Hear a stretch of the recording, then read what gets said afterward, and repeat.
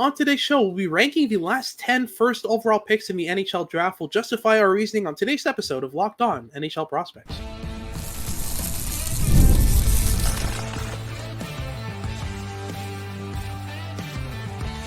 You are Locked On NHL Prospects, part of the Locked On Podcast Network. Your team every day. Hello, and welcome back to Locked On NHL Prospects, part of the Locked On Podcast Network, your team every day. On this podcast, we break down everything prospects related for you 5 days a week, Monday to Friday. I'm Hadi Kalakash, Director of North American Scouting for Dobber Prospects, joined by Sebastian Hai, Director of European Scouting for Dobber Prospects. And on today's show, we'll be breaking down we'll be ranking the last 10 first overall picks in the NHL draft. We'll look back all the way to 2015's draft class. And rank the 10 prospects picked at first overall in each of those draft years. We'll start off with picks 10 through 8 in our rankings, then move on to picks 7 through 4, and then in our last segment, we'll break down the top 3 first overall picks in the last 10 years.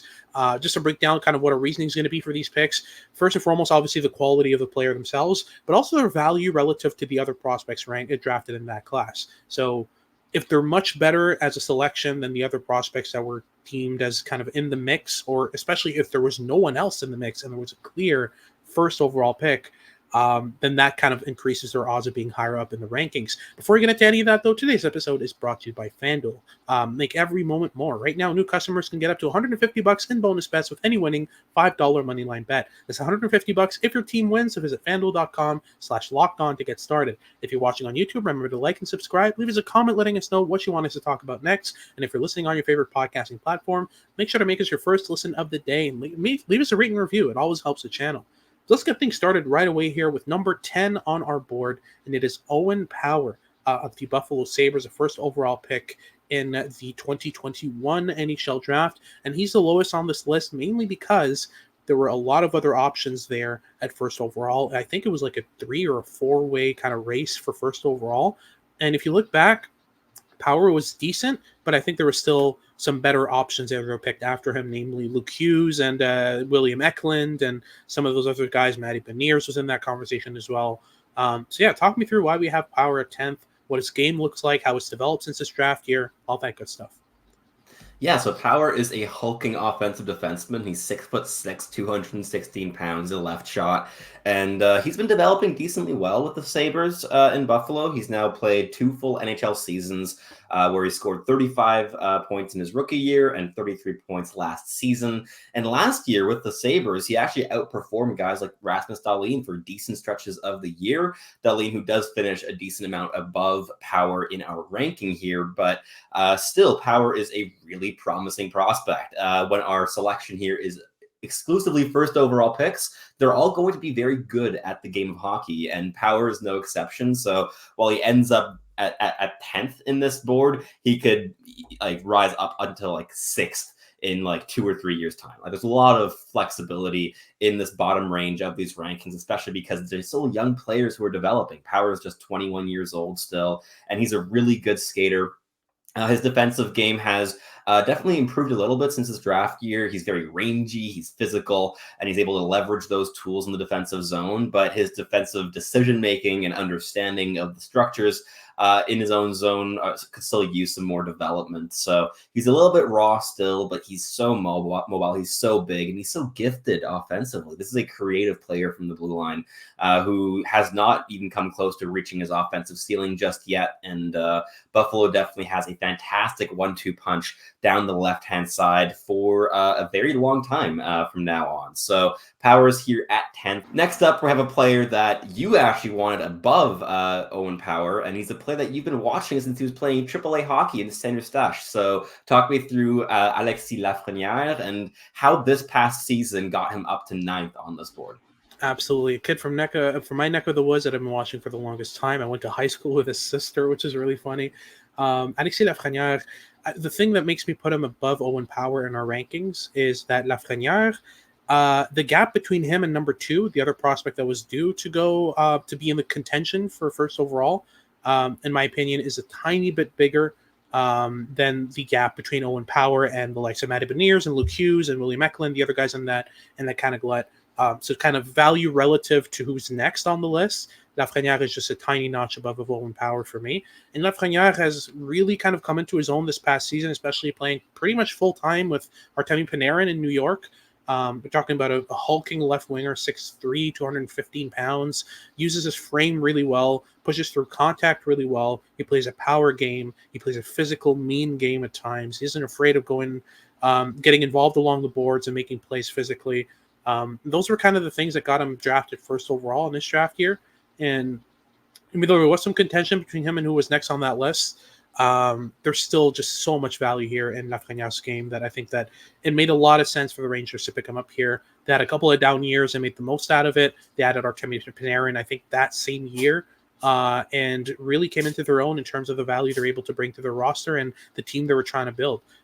It's really interesting how from a couple of years they went from drafting second overall and then first overall back-to-back to now being like a really proper contender with one of the best regular season teams in the NHL. And Lafrenière, even though the start of it was very bumpy, I think he's really come into his own this past season, has progressed in ways that I think people wanted to see from him. And that's kind of a continuation of what we saw from him dating back to his Triple E years. I mean, he was an average sized, decently skilled player, but nothing really stood out about his game.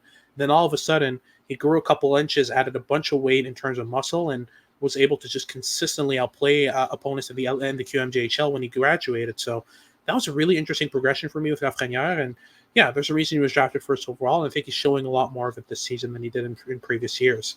Let's move right on to number 8 here with Nico Hischier, running up the bottom 3 here of our lineup. And Hischier's not even that bad of a pick. It's just that, he was a prospect that was contentious at the start when he was picked at first overall by the New Jersey Devils in 2017. But has proven the Devils right, especially with Nolan Patrick now, I think, being retired due to migraine issues and injuries and all that stuff. Them selecting Hischier over him looks really good in retrospect, but still, as far as first overall picks go, and again, these are great prospects, each and every one of them. Hischier's near the bottom, not quite on Lafrenière and Power's level, but yeah, talk me through why we have Hischier here at 8th overall. For sure. I think one of the big reasons is just like the aspect that you were talking about with Lafrenière as well, of just the contention of the other players that were drafted after them. And now with hindsight, with guys like Miro Heiskanen, Cale Makar, and Elias Pettersson all going top 5, along with Nico Hischier, in hindsight, any of those 3 players probably would beat out Hischier in a redraft. And that's part of the reason here. But look, Hischier is a young NHL captain. He's just 25 years old, and he's been captaining the New Jersey Devils for a couple seasons now already with four full seasons as captain there in New Jersey. And he's had an 80-point season in 2022, 2023, just 1 point under a point a game. He scored 31 goals and 49 assists that year. And then this past season, a 27-goal, 67-point season in 71 games. He's always flirting with that point a game mark on top of being a really, really good two-way center on top of that.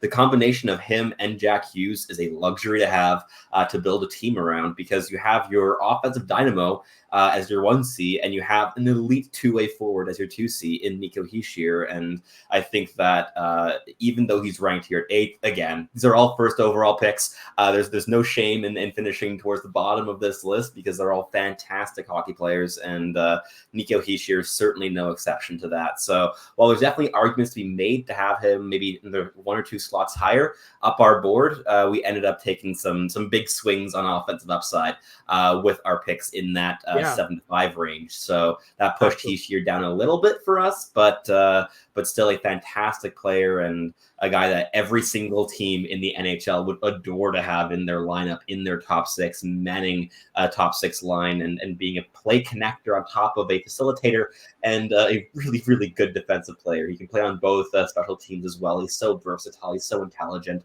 There's so much to like in his game, and I think he's also a player that every single NHLer has a bunch of respect for those aforementioned reasons. But yeah, absolutely. Overall, I do want to mention, like, this 10 through 7 range is extremely tight, and it was really difficult to cut through this kind of range. And Hischier could have gone as high as 7th, as low as 10th. It really depends on how you view the draft and what your criteria are. For me, what matters the most is 2 things. First and foremost, like I mentioned already, the value relative to 2nd and 3rd overall, for example. And the other part of that is the progression since their draft year. You know, how much their game has evolved, how much they've grown, that gap between them and the other prospects drafted. We'll get into why that's important in just a second. Just before, a quick word from our sponsors here at FanDuel. I love sports. I love them so much that I just never want them to stop. So the summer lull always hits me very hard. Now with the NHL playoffs having wrapped up, Copa America and the Euros now in the rear view, our options with sports are a little bit more limited than usual. But with FanDuel, you're still going to be able to get in on the action all summer long, because this summer, FanDuel is hooking up every single customer with a boost or bonus daily. That's right. There's something for everyone every day, all summer long. Whether you want to take your swings on golf, maybe you're watching the Olympics and want to wager on that end, or maybe even you're a baseball fan and you're hyped up for the Major League Baseball season, the choice is yours with FanDuel. So head on over to FanDuel.com and start making the most out of your summer. FanDuel, official sports betting partner of Major League Baseball.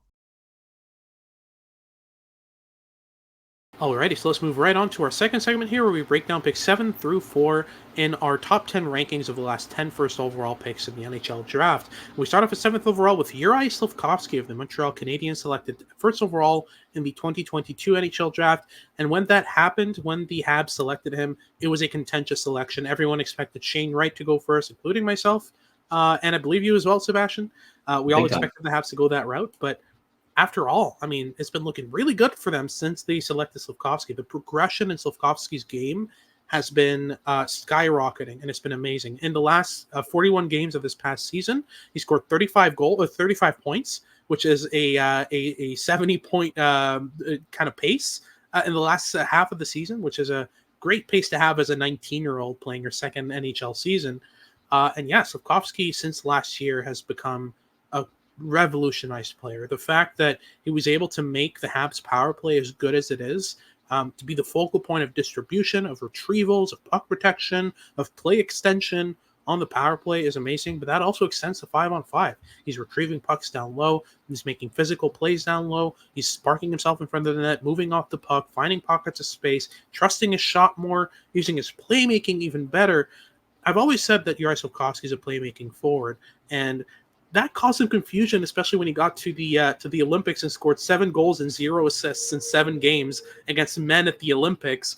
But yeah, I said, trust the process. This kid's a playmaker, and he's been developing that side of his game even further, and you can see the playmaking abilities that he has.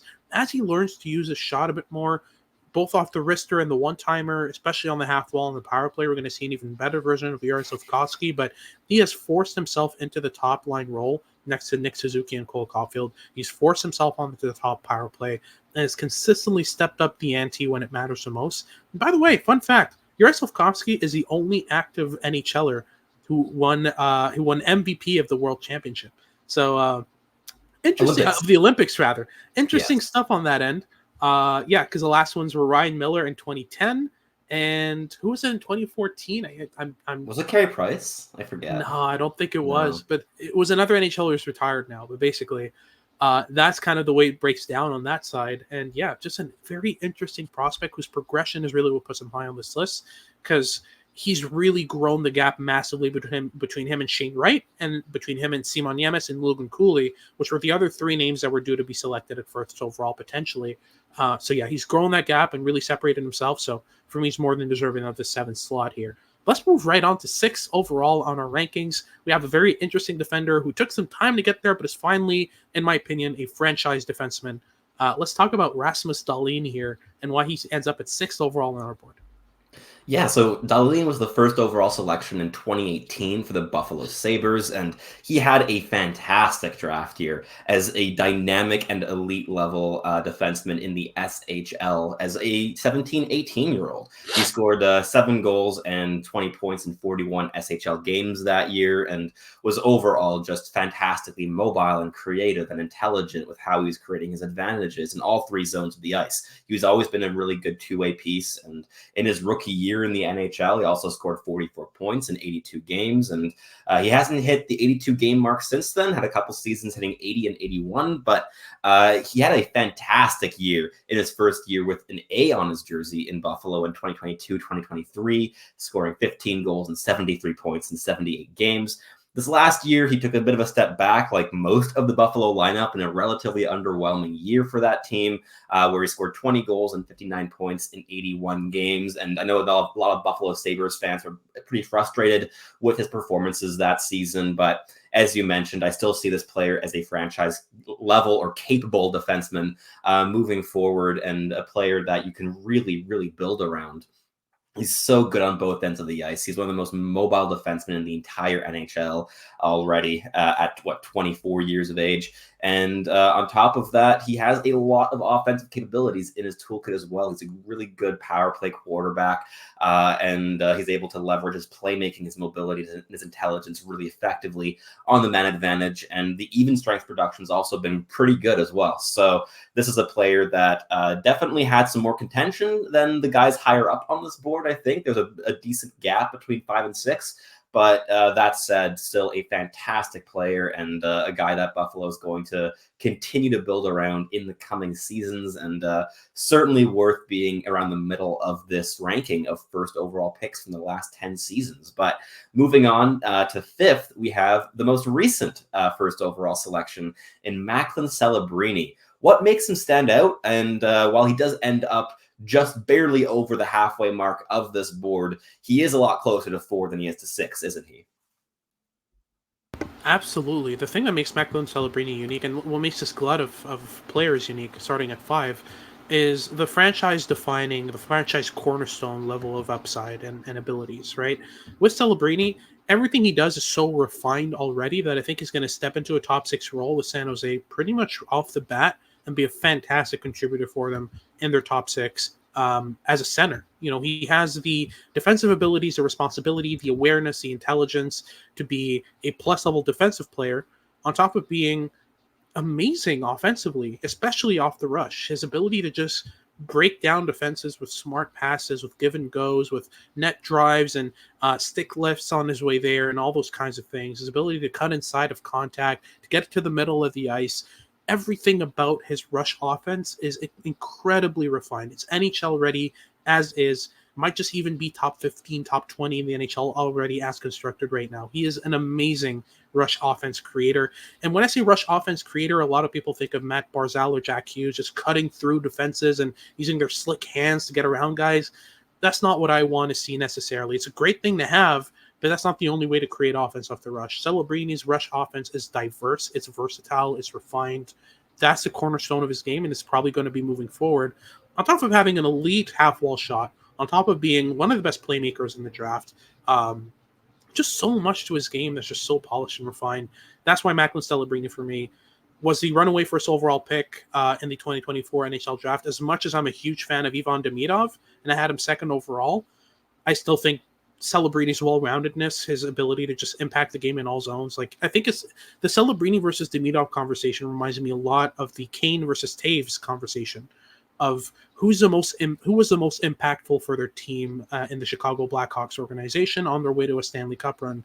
You could argue that Patrick Kane, having scored the Stanley Cup winning goal in 2010, is probably up there, but Jonathan Taves was key and influential, and I don't think that Patrick Kane would have been as influential without Jonathan Taves. Whereas Taves would have been influential regardless.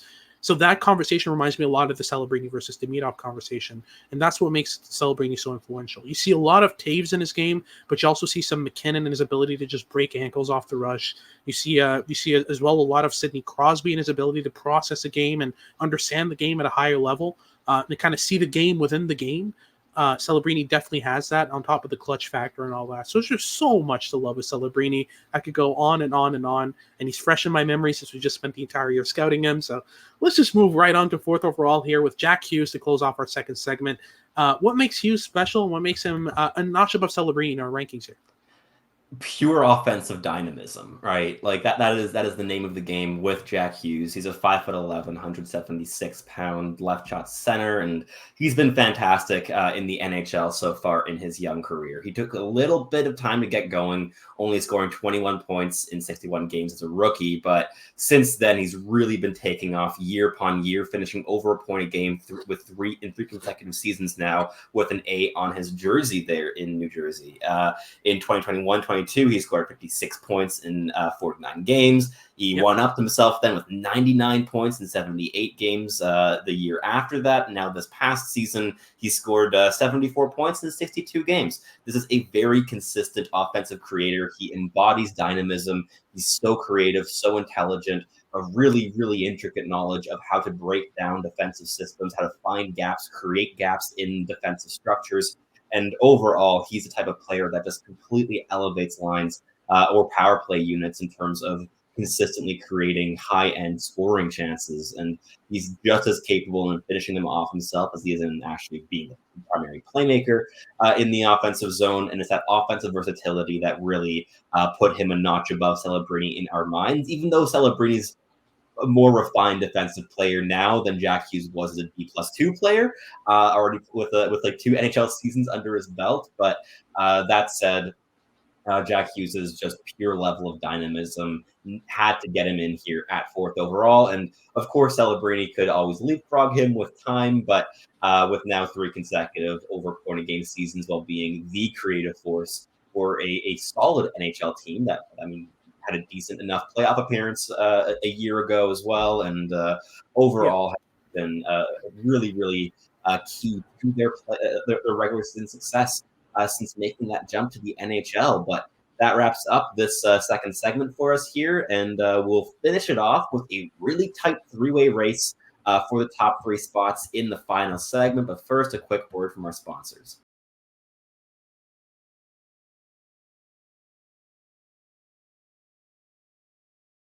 Alrighty, so let's close things off there with the top 3, the big 3, if you will, the big 3 top end first overall picks in the last 10 years of NHL drafts, and it was a really tight. I'd say between 2nd and 3rd, it was pretty tight. I think we have a runaway first overall pick, and I don't think there's any surprise there. I'm sure you can easily guess who that's going to be. But let's start off at 3rd overall here with Connor Bedard, the recent 2023 NHL draft first overall pick.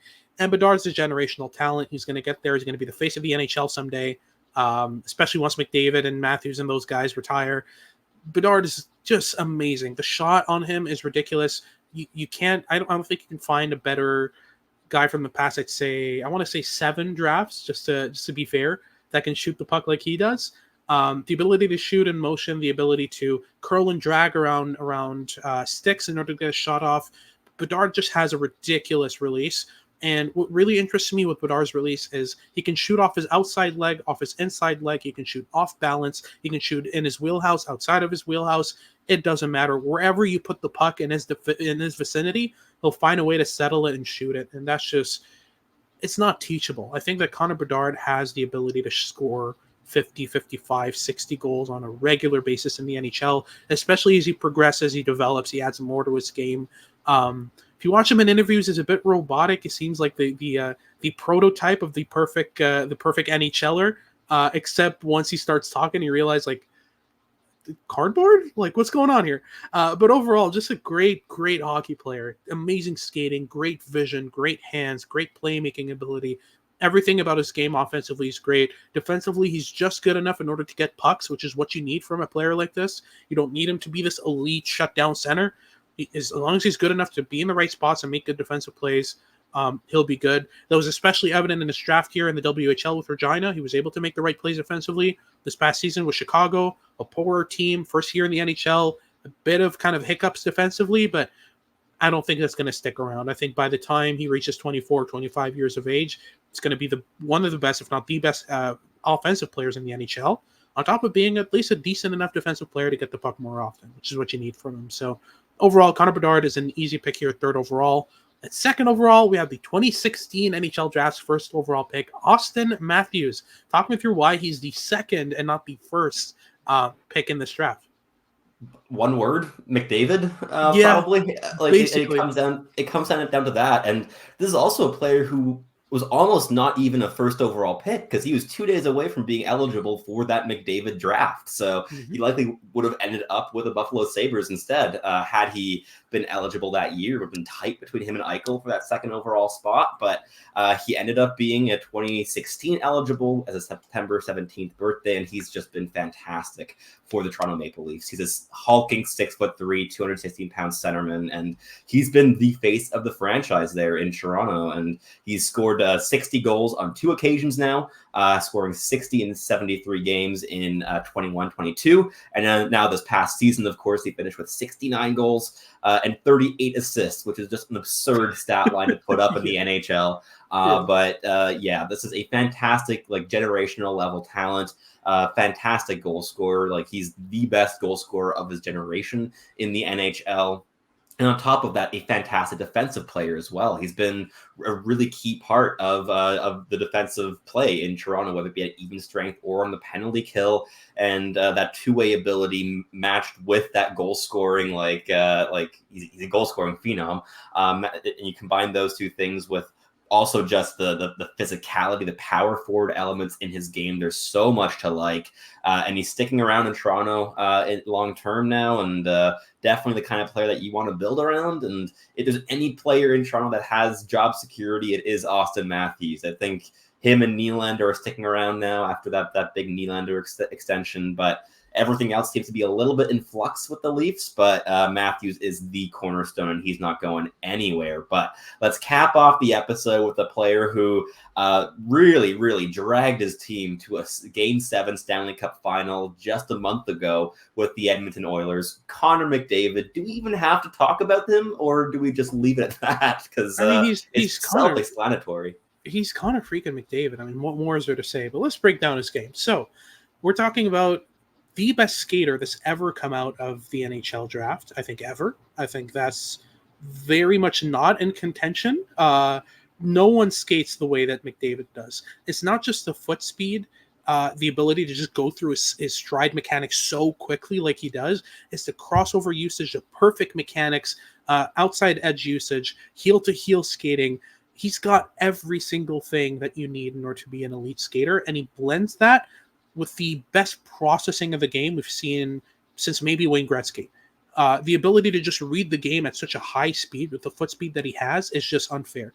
Usually players that fast, they can't keep up with their feet. I think of Michael Grabner or, some of these types of prospects where they're elite skaters, are so fast, so quick, such good acceleration, but they can't stick handle well enough and they can't think well enough to keep up with their feet.